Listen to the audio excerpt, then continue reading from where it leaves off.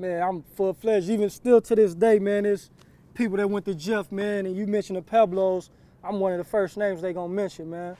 You went to school in the mid-90s, you went to Jefferson High School or anywhere on the east side, you knew who Tako from the Pueblos was.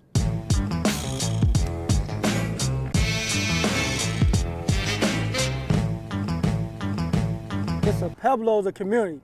You know what I'm saying? You got dudes that's from this community that don't gangbang, but then you have the Pueblo Bishop Bloods, the dudes that gangbang. So it's a difference. You know what I'm saying? A lot of people the outside don't know that, but it's actually a difference. You got some people represent Pueblos, the community, and some people represent Pueblo Bishop Bloods. We didn't have many outlets, so you know, it was either you going to school into sports, and after school you come here and play sports, or you full-time gangbanging. My foster dad used to always tell me this, man, what type of gangbanger is you, man? You can't go cross gauge without somebody knowing you or want to fight you, man. Gangsters do what they want. What's your problem? But you know, he was older, so I don't think he really understood what was going on. Like, listen, man, I got tattoos, man. I'm representing these Pueblos, and you know what I'm saying? It's hard, man. You know what I'm saying? They want me. I dealt with foster care looking for me, you know what I'm saying?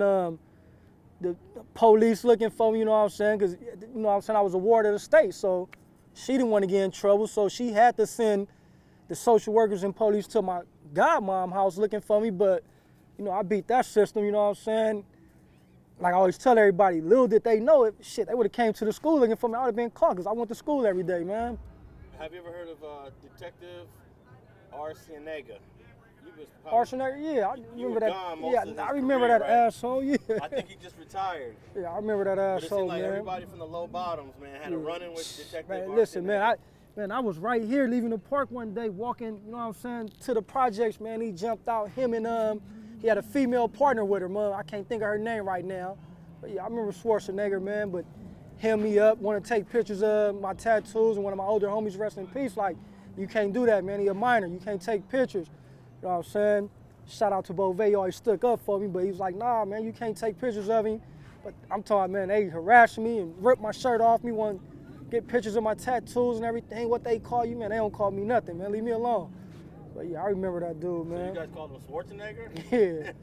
Yeah. How did you get that name? Man, he was just always an asshole. He thought he was Arnold Schwarzenegger, you know what I'm saying? Oh, like the Terminator? The Terminator, yeah. Man, dude was an asshole. So when someone like you from Los Angeles hits a federal yard, is it up to other LA people that are already there to check your paperwork, or can anybody from anywhere say, all right, Tako, where's your paperwork? Nah, the way that work, man, your people who you affiliate with, you know what I'm saying, check first. If you want to California, or if you out of state, then whoever from, you know, where you from, as far as the California state or Los Angeles, gonna check it, man. You know, I went to a prison yard and I refused to show my paperwork to anyone that wasn't from Pueblos. Just on the fact that I don't know you dudes, y'all don't know me, fuck y'all. You know what I'm saying? I don't gotta prove nothing to y'all, so if you ain't from Pueblos, I'm not showing you my paperwork, period. So then eventually someone from Pueblos came through?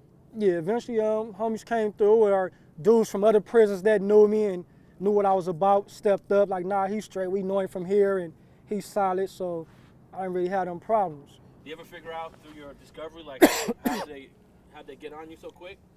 Yeah, I mean, to be honest, man, we got away, but it was the area we was in, a police seen us and called it in before we actually even went and robbed the bank. Just said he seen 4 African-American dudes in a later model Chevy Caprice that didn't look like they belonged in the vicinity. So they was already had an eye out for us before we went and did what we did. I had 2 older homies on the yard with me, man, and one of my homies put me to the side and just asked me, like, you don't want to go home? They like, every time something happening with the Bloods, man, you the first one they come get, you the first one want to DP somebody, or you the first one to go, but you ain't paid attention to everybody sitting around chilling, you losing your good time, you going to the shoe, like, you don't want to go home? And during this time, I'm like 26, 25, 26, and it hit me like, yeah, man, I don't want to be in here the rest of my life. I do want to go home, and you know what I'm saying, it just came with maturity, you know what I'm saying, I had to grow up. You got to think, man, I went to jail at 17, so it came with maturity. Came home at 28, but I think I had about 18 months left on my term, man. I get a letter out of the blue saying, you know, I'm your biological mother, this and that. And at the time, I'm like, this got to be a joke, man. You know, come on, man. I know my family. I grew up with them, but did the DNA test, kind of find out it was my biological mother. So when I came home, she was back on the streets, back into drugs, and I went and found her, got her in the program, got her claimed, and we actually built a strong relationship. I spent about a good 8 years with her, man, before she passed. She just passed 6 months ago. And during those 8 years, you never asked her who your biological dad was? Yeah, but man, plenty of times, man, but that was like pulling the fucking teeth out of a tiger mouth, man. That's just something she wouldn't tell me, you know what I'm saying? Did you ever take time in prison, especially near the last few years, of kind of saying, I need to come up with a plan, or I got to figure out who I got to talk to, any sort of like game planning in there? Nah, man, only thing I knew was I didn't want to go back.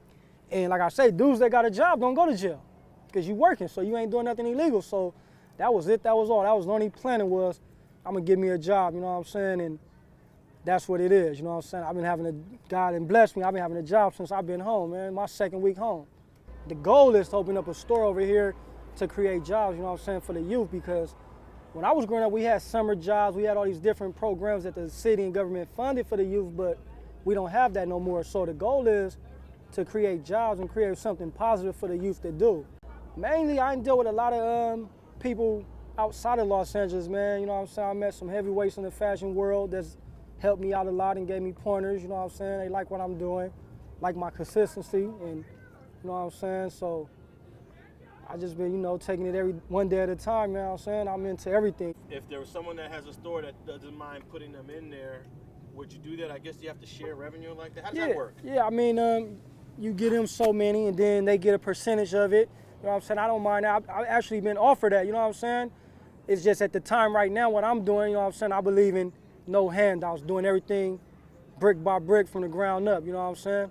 Ain't no fun in getting handouts. I mean, there's nothing wrong with asking for help, you know what I'm saying? But I believe in building it on my own, you know what I'm saying? I'm gonna take every win, every loss on my own, you know what I'm saying? But don't you think at some point you need some sort of distribution plan where you could be in like 10 different stores? Of course, you could be in Terry Roten's no break store. Yeah, that's the main. That's the main goal. But right now, you know what I'm saying, I got to get established myself first. You know what I'm saying? I got to get established myself first to where I can have business the way I want business done. You know what I'm saying? Any youth out there, man, don't be fooled by half of these rappers that's telling you they dropped out of school and made $1 million and got these cars and this jewelry. They lying to you, man. Half them dudes lying to you, man. College, not jail cells, man. That's what we promote. I'm a firm believer, you know what I'm saying? Don't let your surroundings or your circumstances stagnate you, you know what I'm saying? You could go anywhere in the world, you could be anything in the world. Look at me. I come straight from prison, you know what I'm saying? I've been outside the country, you know what I'm saying? Different states, I'm traveling all on my own, you know what I'm saying? All through Rio Clothing, you know what I'm saying? Man, you go Instagram, Rio Clothing, Facebook, Rio Clothing, Twitter, Rio Clothing, Snapchat, Rio Clothing. Thanks for watching StreetTV.net. If you're not subscribed, please hit that button below and click the bell to receive alerts and notifications. Feel free to comment below so you can give us your feedback, and be sure to watch the 2 related episodes to the right. If you want to support this platform or follow us on social media, visit the links in the description. And thanks for watching StreetTV.net.